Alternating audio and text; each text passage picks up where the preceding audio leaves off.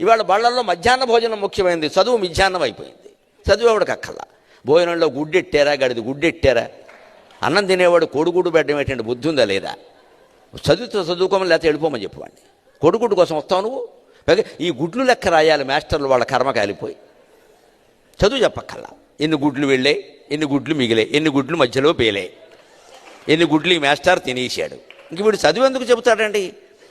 అసలు పిల్లలకు భోజనం పెట్టడం ఏంటంటే వాళ్ళ భోజనాలు వాళ్ళని తెచ్చుకోమని లేదా మానేమానండి. అంటే పిల్లలకు భోజనం పెట్టి పుస్తకాలు ఇచ్చి యూనిఫార్మ్ ఇన్ని ఇస్తే వాడు చదువుతాడా? శోభనం పెళ్లి కొడుకులో మంచమే కూర్చుంటాడు. ఎందుకు చదువుతాడు వాడు? విద్యార్థికి ఇన్ని సౌకర్యాలా అవసరమా? చదువు రావట్లేదు ఎవరికి, భోజనాలే వస్తున్నాయి. పైగా అందులో బల్లి పడింది, పిల్లి పడింది, పడదా?